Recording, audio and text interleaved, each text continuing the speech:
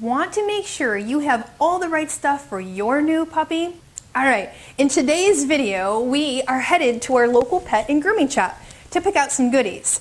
I'm going to share the top items that should be on your shopping list when you're buying puppy supplies.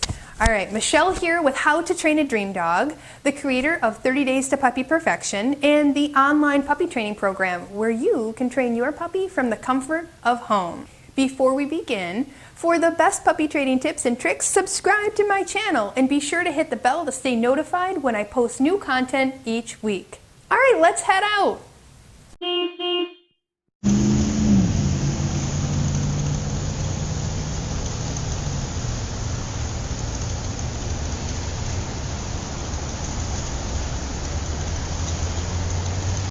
Alright, we have made it to Healthy Choice Pet Supply. I've got my shopping list. Let's get started. Come on this way. So one of the first things you're going to need for your puppy is probably a leash and collar. So I'm going to recommend that you get just a regular leash and collar setup to start. We could always talk about any other training aids as your puppy grows and develops, but when we first start training, we're going to want to focus on teaching them how to wear a collar. Most puppies aren't used to that, so we want to get them used to that as soon as possible with using positive association. So you have a whole variety of different kinds of leashes and collars to choose from. My recommendation is probably to choose one that has a buckle, like a regular belt buckle. There are quick releases as well, like this one here would be like a quick release, a kind that just snap like this, right? I personally put buckle collars on my dogs. You could also get a harness. I'm a big believer in using a front clip harness for dogs. Anything that clips on the back sometimes encourages them to pull. So front clip harness is the one that clip on the front of the chest. You do have to be careful though, because if you have a pulling dog, one that really loves to pull, you're probably not going to want to use one of those, because as they go to pull forward and it pulls their body sideways, it could mess up the alignment in their spine. So we don't want that for puppies. We want them to grow and develop accordingly, appropriately. Here's a helpful hint. If you happen to buy a lupine collar or leash and your puppy chews through, guaranteed replacement. So any of these ones here that have the lupine name, you're going to find that if your puppy destroys them, chews them, eats them, you can bring them in and get them replaced. The company has guaranteed that if your puppy chews them, they will replace them.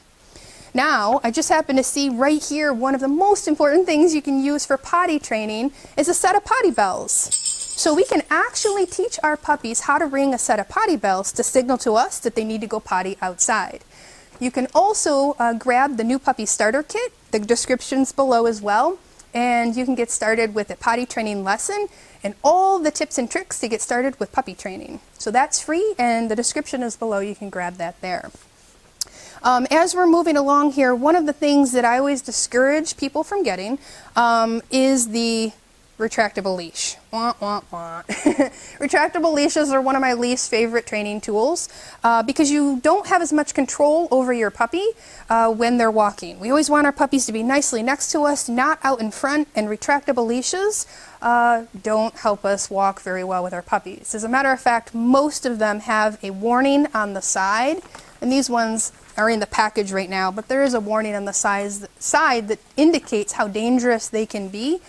Because they can slice on the inside of your puppy's leg, or I've actually seen some of my students have slices on the back of their ankles because their puppy took off and the retractable leash got wrapped around. So regular leash, 4 foot or 6 foot would be ideal. This one just happens to be a holiday leash. Awesome.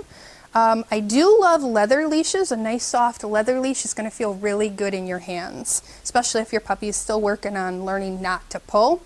It'll feel really good in your hands. So as we move along here, some of the other supplies that you're going to want to have on hand for your new puppy: poop bags. Your puppy is going to do a lot of pooping, and you're going to want to make sure you're prepared to clean it up as you go so that they're not going back and eating it. That fancy term for that is called coprophagia. That's poop eating for dogs. We want to make sure we clean up the poop as quick as possible so we can avoid that. You don't want your dog eating poop. All right, what else do we have over here? These are some really good supplies. So one of the things that you may be interested in learning about is clicker training. So clickers are really great for marking the right behavior or teaching your puppy that when they do the right behavior, they're going to get a click.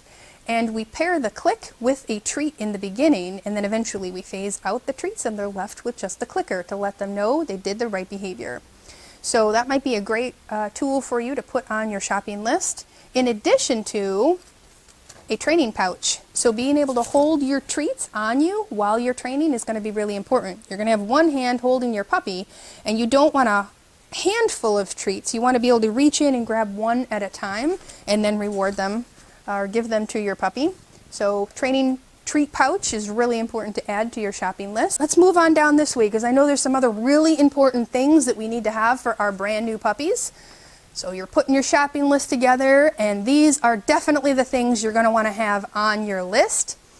So as you bring your puppy home, you're going to want to keep them safe. You're going to want to keep them in a place where they're not going to get in trouble when you're sleeping or when you go away, when you have to go out, run errands, or go to work. So it's going to be really important that on your shopping list you include a crate. Now there's a couple different kinds of crates. We have the metal crate and we have the plastic crate. So I do love both for various reasons. I love the plastic crates because they can be a little more comfy and cozy, especially if we put a little blanket over the top. The metal crates are really good too, but the most important thing I want you to remember is that if you're getting a metal crate, make sure you use one that has a divider. The divider is really important because when you're working on crate training, you want the crate to be just the right size for your puppy, not too big. So make sure you check out my crate training video and get the tips and tricks on how to positively crate train your puppy so they absolutely love their crate. And every time you call crate or kennel or where's your home, they want to run to it. So crates are really important because they keep our puppies safe when we can't watch them. And just, you know, if you get one of the plastic crates, you may have to size up. So when they grow, you may have to get the next size. But I like them because, again, they're a little more comfy, cozy compared to these crates. And in the crate training video that I have, you'll hear me say how important it is to cover the crate to kind of help, kind of decrease the amount of stimuli your puppy's exposed to, which can really rev them up and get them overly excited in their crate. All right, moving right along. We have training treats. You absolutely want to reward your puppy for all good things that they do. So there are a variety of training treats that you can use for training. And in my other video, you'll see that we talk about the different levels of training treats. So I tend to say things like biscuits are one of those things that carry a little bit lower value as opposed to something like Zooks training treats. So we have a bunch of variety of Zooks. We have the Zooks minis right here. These are considered medium value treats. They have a little bit more moisture content and they're great for training. Next on our list, we're talking about flea and tick preventatives. So it's really important that if you live in a place where flea and ticks are very prevalent, you're going to want to make sure your puppy is covered. One of the worst things they could end up getting is Lyme disease, and Lyme disease is carried by ticks, so we want to make sure they're protected. Now this particular brand, Advantage 2, does cover puppies 7 weeks and older, and there are a variety of other brands you can choose from, such as the Seresto collars. You can use Earth Animal Natural Protections here, and then like I mentioned, Advantage and Advantix. Those are the types of products I use on my own puppies. But there's lots of different brands, and I highly recommend that you talk to your vet about what would be best for your puppy. Next up on the list, grooming supplies. You're going to want to make sure your puppy is super comfortable with the grooming process, whether you groom your puppy yourself or you take them somewhere to get groomed. So it all starts at home though, and we want to make a positive association with the grooming process. Some of the things to have on hand would be a slicker brush. So this is the kind of brush that has these little teeth in it.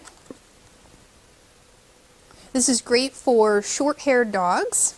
When you have a dog or a puppy with longer hair, in order to prevent matting, you're going to want to make sure that you comb all the way down to the skin. So making sure you get that comb all the way down and lifting up to release that hair so it doesn't mat up. All the mats happen close to the skin, and we want to prevent matting, so it's really important that you're brushing your puppy on a regular basis. And in order to make it a positive experience, we always get those trading treats we were talking about a moment ago. Brush, brush, and then reward. Brush, brush, and reward, and eventually you get to the point where you're brushing for longer and the puppy just gets used to it because you've made a positive association. All right, let's talk about shampoos. So there are tons of different products on the market for shampooing your puppy. So you want to make sure that you don't over-bathe your puppy, because then you're stripping the essential oils from their skin, and then you're kind of messing up their pH balance, which is going to make them more itchy and scratchy, and that could lead to some other health problems that we want to avoid. Tropiclean makes a really good puppy product, a puppy shampoo product. This one actually has shampoo and conditioner in one. Again, puppies with the longer fur, you're going to want to make sure you get something that's going to loosen up those potential mats and be able to brush all the way through without tangling. So getting a good shampoo and conditioner, or a shampoo-conditioner combo, is going to be really good. Again, Tropiclean makes a really good product for that. It smells really yummy too. Now, one of the most common questions I get is, Michelle, what kind of puppy food should I be feeding my puppy? There are tons of amazing products on the market, and ultimately you have to take into consideration what breed is your puppy, what kind of energy level do they have, and then you're going to have to match that up to the amount of protein and crude fat in the food for your puppy. So this is something that I highly recommend you do your research on, and if you're looking for help, go to like a dog food advisory site, and my recommendation is always pick something that's 3.5 stars and above. So you're going to look at the ingredients, you're going to look at the fat and the protein content, and make sure that it aligns with your puppy's breed, their energy level, and their growth. So I might not feed the same thing to a Chihuahua that I would feed to a Great Dane, because in that first year of growth and development, things are happening really rapidly and growing very quickly. So you want to make sure you pick a food that's ideal for your puppy and their breed and their energy level. One of the best places to get advice, come to your local dog supply store. These guys are very knowledgeable in all of the products they provide, especially a place like this at Healthy Choice Pet Supply. These guys only bring in the best products for your puppy. You aren't going to find junk here. There are lower quality foods on the market, and you want to make sure you avoid those. Those are kind of like feeding hamburgers and fast food to your puppy every day, and we want to avoid that. We want our puppies to be the healthiest puppies they can be, so providing them a good quality diet is really important. So these guys at a local shop like this, they're going to be very knowledgeable and be able to answer any questions you have regarding your puppy's food. Okay, while we're on the topic of getting your puppy good food, make sure you get them the right kind of bowl. So there's tons of different bowls on the market, anything from metal to plastic, but I'm going to recommend that you get your puppy something that can slow down their feeding from eating too fast. So something like a slow bowl feeder that has the dividers in it. So when you put that food in the bowl, they're not going to be able to gulp it up. They're going to actually take their time eating, which is much better for digestion. Another way to help your puppy slow down their eating is to deliver their food via a puzzle toy.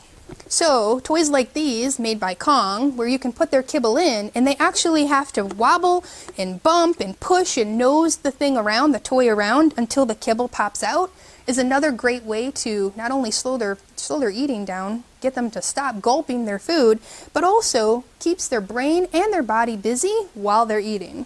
All right, another really good product to use to help slow your puppy's eating down is a Kong. There are tons of different sizes and they come in different strengths. So there's actually a black Kong here for the super power chewers, and then you have your regular Kong here. Stay tuned because I do have a video coming out that will be all about the Kong filler recipes. This is going to be a great video for you to watch to find out all the different things that you can put in your puppy's Kong to keep them busy. And you can freeze the items that go in here to make it last a lot longer. And it'll feel really good on those sore gums when they're going through the teething stage. Many people love to fill their Kongs with peanut butter, but it's really important that you use the right one. You do not want to use any peanut butters with xylitol in them because xylitol is very dangerous for puppies, for all dogs. So something like a natural peanut butter is going to be a better type of peanut butter to put in your puppy's Kong than anything else. Okay, the fun part, trying to pick out toys for your puppy, right? There are so many to choose from, but I want you to think about the stage that your puppy's at right now and their teething style or their chewing style. So if you have a puppy that is a super duper ravenous chewer, you're probably going to avoid toys like this that have a ton of fillers in them and they're soft and squishy because these things can be eaten very easily. For a puppy that chews a ton, you're going to want a stronger toy. So this one in particular, this is the Play Strong Tugs ball. This one ultimately has a tight rope here and a really hard rubber ball that's attached. Or you may find the rubber tires. They come in different sizes. That might be a good one for your puppy if they're a tough chewer, a ravenous chewer. I absolutely love the Benebones. These type of toys here. Benebone makes a variety of different chew toys that have different flavorings to them, whether you choose the stick or the log-like shape, or you choose the wishbone. The wishbone's over here. These are really good for your puppy to chew on. In addition to Nylabones. Nylabones, let's see, can we find a Nylabone? Here's a Nylabone product. Nylabones for puppies. These are really good. Again, you want to find stuff that isn't going to be easily chewed up and destroyed, and I know how easy it is to walk into an awesome pet store like this and see something super duper cute, buy it for your puppy, get it home, and 5 seconds later they've destroyed it. So you want to really think about the type of toys that you're going to get to let your puppy play with. So I always tell my students, make good investments in your toys. Make sure it's something that's going to last a long time, or at least last a little while, so that they don't get destroyed, so they don't get ingested and eaten, and so they don't cause a blockage that needs to be surgically removed. Let's see here, going down the line. All right, this one here by Kong, these balls are really awesome. They're nice hard rubber, and I like the size on these. So when you pick out a ball for your puppy, make sure it's a little bit bigger than their mouth. And the reason being, we want to avoid a choking hazard. You know, you go to toss a ball up, your puppy goes to jump up and grab it. We don't want it going down their throat and getting lodged in there. Okay, I always get the question, hey, Michelle, can I give my puppy rawhide? No, I have a video on this and I'll link it above to make sure that you watch that and find out why it's important not to feed your puppies rawhide. In a nutshell, they're not safe. At Healthy Choice Pet Supply has the no hide bars. No hide meaning they aren't actually made by rawhide, they're easily digestible, so that might be an alternative for you guys to look into for your puppies. But again, if this is something that your puppy can eat in a matter of minutes, this is not going to be a good toy for them to chew on. You want stuff that lasts longer. My absolute favorite toy for puppies that are aggressive chewers are antlers. So deer, moose, or elk antler will be very good, but something to keep in mind, so we don't have chipped puppy teeth, make sure you give an appropriate sized bone. So something like this would not be given to a Yorkie. However, a much, much smaller bone, maybe like this or even smaller, might be a better option for them. So appropriately sized toys are really important for your puppy for safety reasons, and of course for, you know, reasons that we don't want to, like we don't want them to chip their teeth or choke on small pieces. You could even give your puppy a bully stick. This is a bully braided stick right here. I love bully sticks. Just make sure you get the kind that again, don't easily get consumed. It takes them a long time or a while to chew.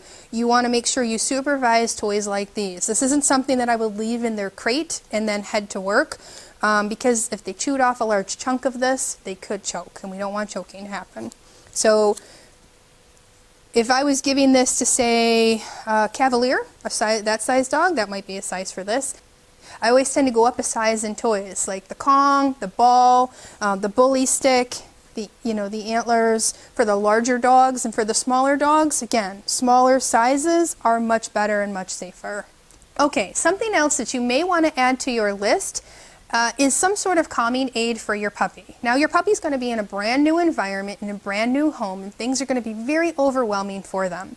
So a product like the Sentry Calming Collar or the Adaptil Calming Collar would be very useful. And what it really is it's a pheromone on the collar. It simulates what the mother dog would give off to her pups to help calm them down. So there's a plug-in or there's a collar that you can use with your dog, again, to just help them calm down in their new environment until they're settled in. So inside my crate training video, and I'll link that above, you'll ultimately find all of the tips and tricks, which include adding an Adaptil Calming Collar or a plug-in or covering the crate. All those details are in there to help you successfully get your puppy acclimated to their new home. All right, I am so excited that you got to come shopping with us today. In the comments below, tell me, how old is your puppy and which supplies did you put on your list? Don't forget to grab the new puppy starter kit, and remember, the link is below. I'm also personally inviting you to join my Facebook group, Puppy Training with Michele Lennon, for even more tips and tricks to help you raise your puppy. Make sure to check out 30 Days to Puppy Perfection too. I put a link in the comments below. And if you like this video, please let me know by hitting the like button and share it with other puppy owners so they can learn all about the best puppy supply list too.